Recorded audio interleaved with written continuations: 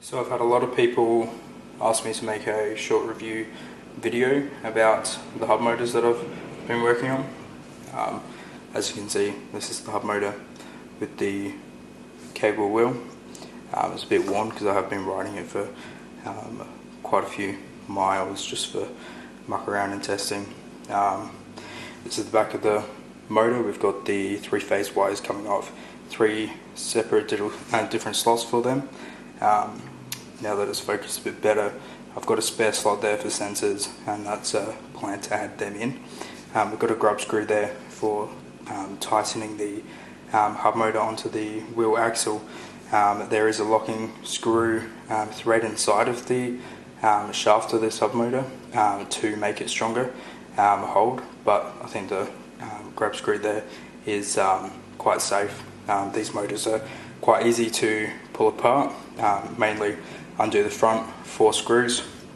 What we do is take the cap off. I can't do that at the moment because this production that I've done, I've made a few tolerance mistakes and the cap is very tight in there. It takes a bit of effort to get it undone, but that will be fixed in the next production run.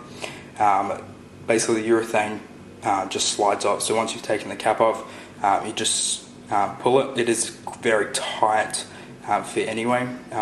You might need to get a bit of pressure, maybe something sitting underneath that onto the actual stator or the can that's sitting about here, and press it down from the bottom like that, and then it will just slide off.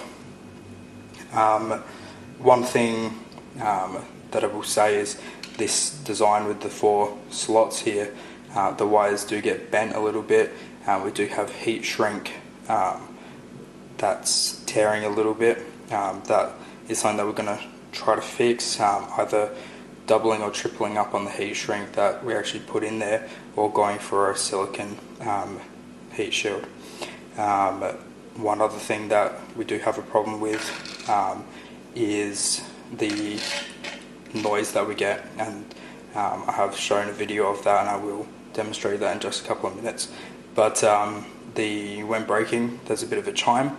It's not something that you really get on a normal hub motor, on a normal belt-driven longboard, but it is something that we're looking to improve as well, and obviously phase out.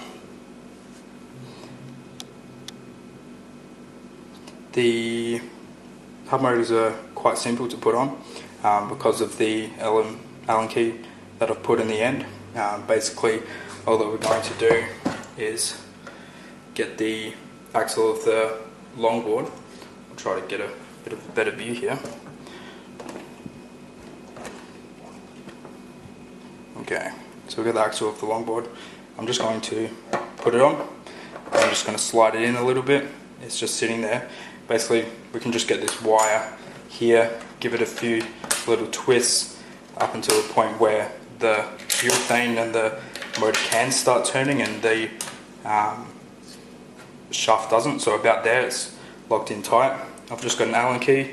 I'm just going to put it here. I'm going to rotate it.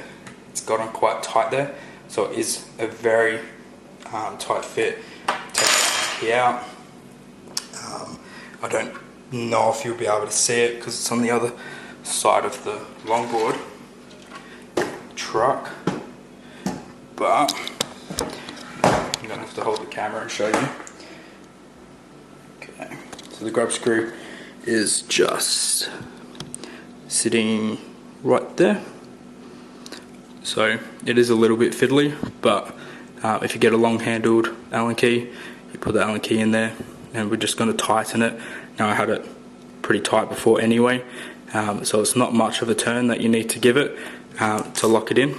But then with that locked, it's actually quite hard to undo the hub motor, which is quite good and what we want, especially when trying to go down hills and things like that. With braking, the hub motor can come off. Obviously there's prime positions of having one hub motor. You can have it on the back right hand side, and with the rotation of the wheel, it's not going to force the motor to come off while accelerating, but braking can cause that bit of shuffling, so that's why we have that grub screw and that locking thread. Okay, so just excuse my really bad motor, my battery and ESC mount there. It's just electrical tape and a bit of cable tie. I haven't really had these boards pulled apart quite a lot. The problem is with setting up a brand new product like this is you're pulling it apart or have them apart more than you actually get a chance to ride it, which sort of sucks. I actually injured my knee on an electric longboard a year ago and had a couple of surgeries since now, so I don't ride as much as I would like. I really can't go down big hills just in case I do have to jump off of the board for any reason. I could re-injure my knee, but what I'm looking to do right here is just get the cable that's underneath. We want to stop that from moving at all. Obviously when the longboard trucks do pivot, you do get movement, and again, as I said, the heat shrink can wear a little bit on the inside. We want to avoid that. If we just hold the wire up against the truck, nearly where it sort of goes into the base plate, where it starts the pyramid at the top, I'm just going to pull it down, tighten it with a cable tie. I'm going to be providing a cable tie in the kit, so I don't have to worry about supplying one yourself. Now I'll just get my pliers and I'll chop the end of that off. I'm not going to really be able to get it that close, but that's good enough. Now we've got the cables that are coming all the way around to the other side. I've made them quite long for people and doing their own kits. They at the moment have 3.5mm bullet connectors on them, or sorry, 3mm. They will have 4mm on there when they come, because 4mm comes pretty standard with your speed controllers. Like here, I've had to make an adapter for my hobby wing speed controller. I don't want that to really be modified, because I do use it for a lot of other kits and things. I love the look on this. It's actually my bench top at home. The reflection of the Kigger wheels, the orange, really is quite bright on this marble top. But basically I'm just going to hook all these speed controller wires into the motor. Now the way I've got set it up at the moment isn't really the best, but I'll just basically cable tie just up here to hold these wires together at the moment, but I'll put a bit of heat shrink on the ends of those connections as well to make sure they don't come off. And what I'm going to do is I'm just going to pause the video. I'm going to set it up for actually a little bit of a bench test so you can see it going in my hand, and then I'll hopefully get some riding video as well. I just want to show you guys just quickly the inside of the flywheel ABEC 11 style wheels that I have. Obviously they're Chinese ones, but what it looks like when they're bought out to the shape of the motor, and that's just like this. So we have these grooves here which are for locking, so as your motor is going, say your motor hits a stone, the motor's going to keep going. If you don't have any of that, it can jump, so the urethane's going to wear on the inside of the wheel, and that's going to cause slipping problems, and then it will start to get loose, and then if you're riding fast it could just like stretch and come off. Now the good thing about these ones is there is still the bit of the core on the inside, so it does get a very tight fit on there.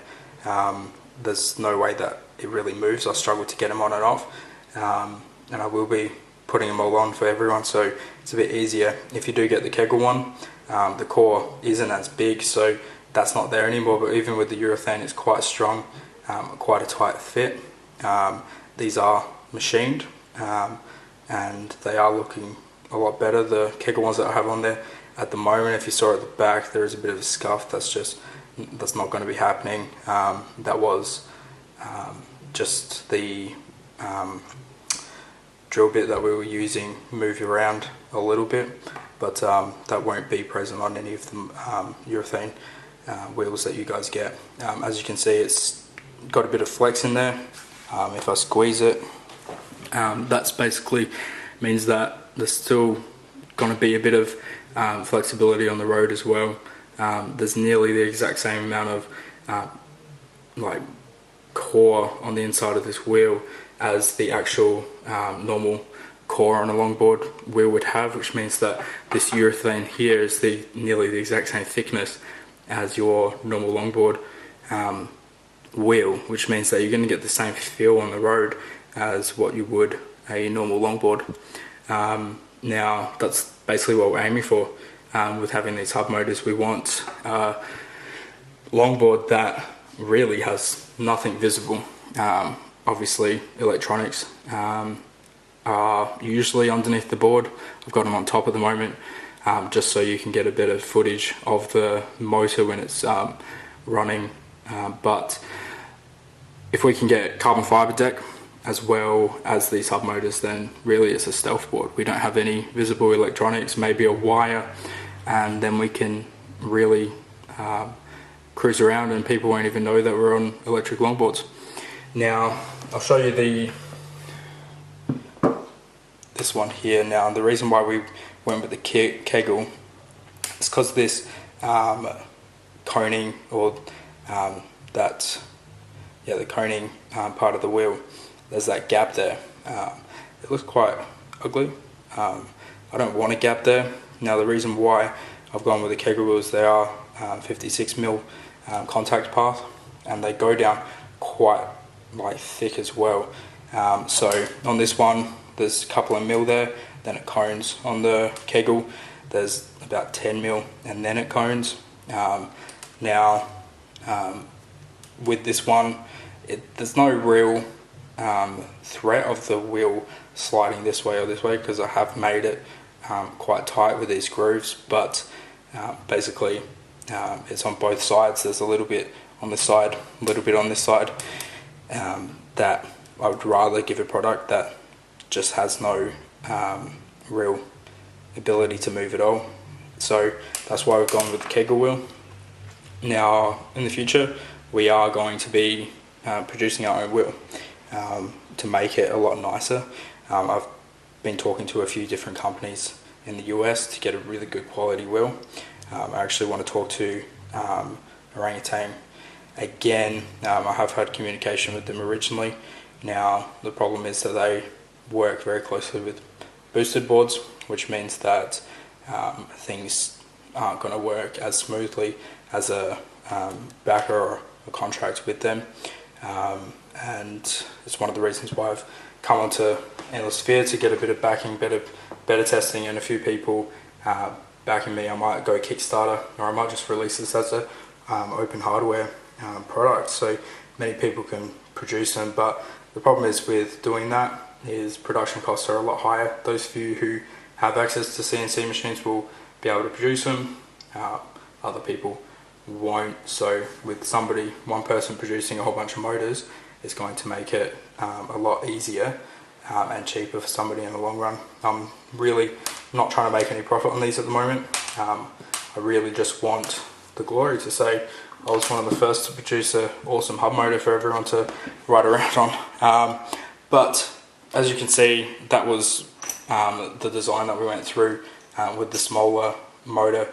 That's not going to work. It's a lot nicer inside of the wheel with the kegel wheel on top of that. As I said, I'm looking to produce a 63-64 based motor. So it's based on the 63-64 Outrunner. Now that's going to give a similar width of this motor. So then the same wheel path can be produced. It means that there's not much hanging out. That means that the already extended base of the truck, like wheelbase, is going to be still relatively similar to a normal longboard, rather than being all the way out here, which we don't really want to do. We want to keep this inconspicuous, so then we can have all those electronics hidden and make it look like a regular longboard. that is going to give a lot more power as well. We can reduce the copper kV, have thicker copper. It's going to give a lot better quality motor, but the problem is the urethane is going to be a lot thinner. Now, as you can see here, it looks like quite a bit there, or it looks like less. There's actually a lot more actually underneath this cap that actually holds it in place. But as I said, the same, around about the same amount as the normal kicker wheel has anyway. If we got a bigger motor, it will actually increase that to about here, and then the cap again, we're only going to have a couple of mil there. So we're going to have to go a bigger size wheel, and for a lot of people that's what they want anyway, for the fear of riding over stones that feel like running over speed bumps. I'll demonstrate.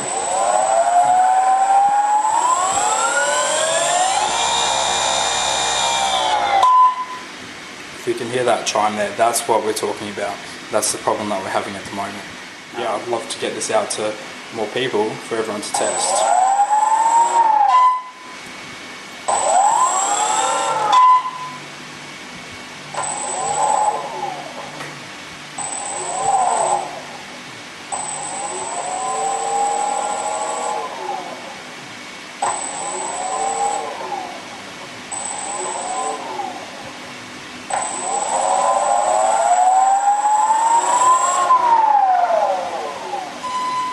That was with me braking slowly, so we're just going to accelerate and brake slowly, and it does slowly brake. Now with me on brakes without any acceleration first, now if I let go and turn it, that's not there anymore. There's perfect movement. I can move this the same as a longboard wheel.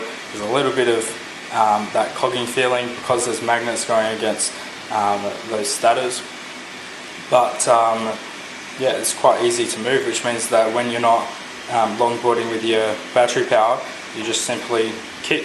It's going to be exactly the same as a normal longboard. You're not going to have that resistance that a belt and gearing will have. Now, if I put my finger on this and we slow down a little bit, I'm not accelerating very hard.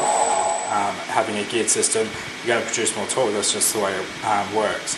But and you can customize that to exactly your weight, your riding speed, the hills that you're going to be climbing. But with this system, there's a lot of things that we can improve on it. And as I said, I'm one of the first to do this. There's a guy, CMI, four-wheel drive longboard.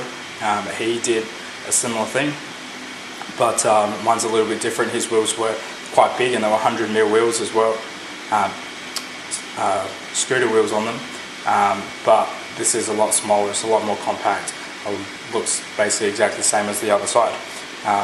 So that's what we're trying to do. That's my goal, to make something that's as best, with the best quality possible, giving us the most power, the most stealth look, and something new that we can progress. And as Mum talked to Richard and Bruno quite a lot, they have these boards and kits that he started to produce and sell. One of the first that actually was selling them. Now there's like at least 5 other really good companies out there making like mounts for Paris trucks, for caliber trucks. I've talked to a couple of them myself, and in regards to this hub motor thing, and I have their support, which is awesome as well. Which means that if I do produce it, I might be able to get them to distribute it.